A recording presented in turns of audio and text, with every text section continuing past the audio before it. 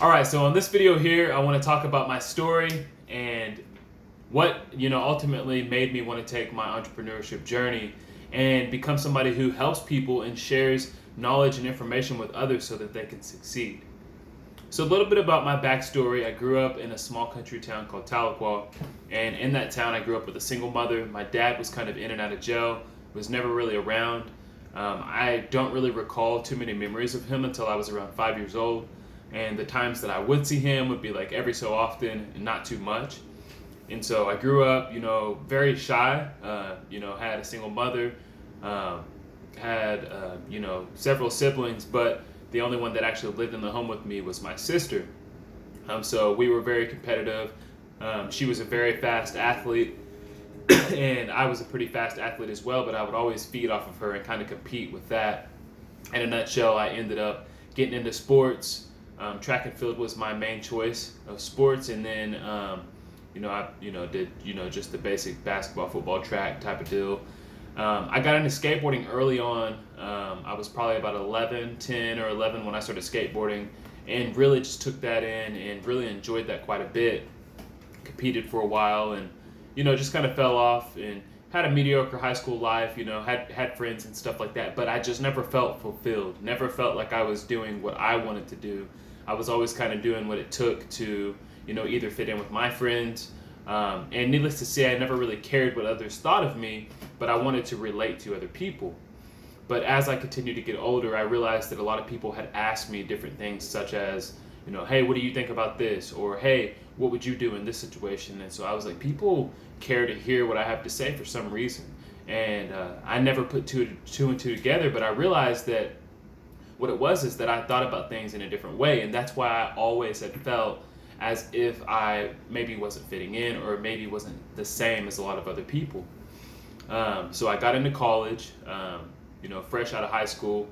I went for my zero level classes. I ended up finishing my first semester, second semester, and I just told myself, this isn't really what I want. I don't want to work a 9-to-5 job. I don't really want to go to school to learn how to make $50,000 or $60,000 a year whenever I could just go get that kind of job and work my way up by learning how to deal with your everyday people.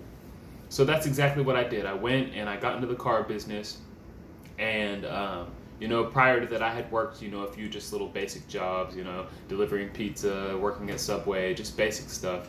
And selling cars was something for me that really helped me, because I was not only able to learn how to articulate myself, I was able to learn how to deal with people, which is the most important commodity a person can have. And I think actually Dale Carnegie says that. He says the most important commodity a man can have is being able to deal with people. So being in the car business, I learned a lot about dealing with people, how to overcome objections, and how to work with people on a general basis. So that's what I did. I sold cars, and I did that for about 5 years. Now, moving into the 5th year, I told myself, I wanted to do something a little bit different. At the time, I was actually in a relationship, and so I told myself, it's cool to have a relationship where you're in the car business, but it's another thing to be in the car business with the person that you're in a relationship with. It brings a lot of stress. And so I ended up leaving the car business, and I got into general contracting, which is still sales. But I was doing door to door, and I was just like, man, knocking on people's doors for sales is something that I was able to do, but it was just like something that just was not what I wanted to do for the rest of my life. So I went to welding school. I knew a lot of welders from my hometown that I grew up in, making good money. So I told myself I could just weld, and I could utilize this until I figure out what type of business that I do want to operate. Because I knew I wanted to be a business owner. I knew that I wanted to do something that had to do with, entrepreneurship. And so, I welded. I was an aircraft welder for 3.5 years. And while doing so, I went to a seminar called 10X.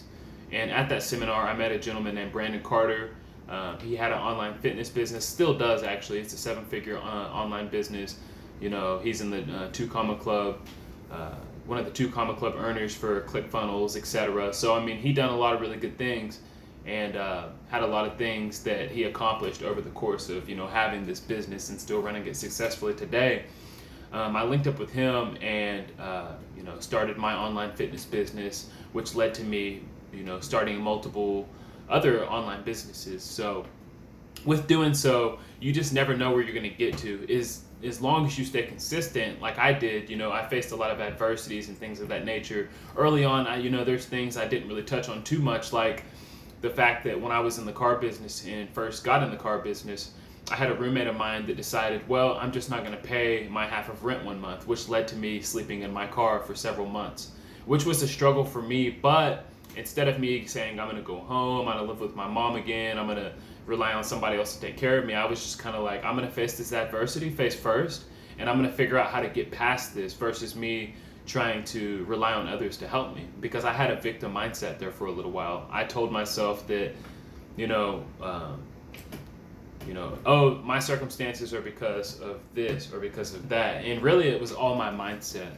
And so that's a little bit about my backstory. I went from, being a very shy kid with not a lot of drive and motivation to do really great things. I was, pretty talented early on as an athlete, but I just didn't really see the big picture. I didn't really see where I could go, and I didn't really see my self-worth. And so moving forward into getting into the car business and everything that I did along the journey just kind of helped mold me into the person that I am today, to be able to actually help people and to show others that they do have a calling in their life. They do have something that they can do in their life. And so this program here is designed to not only just tell my story, but to help you dig inside yourself to say, hey, like, you know what? My story isn't just my story because it's happening to me, it's happening for me.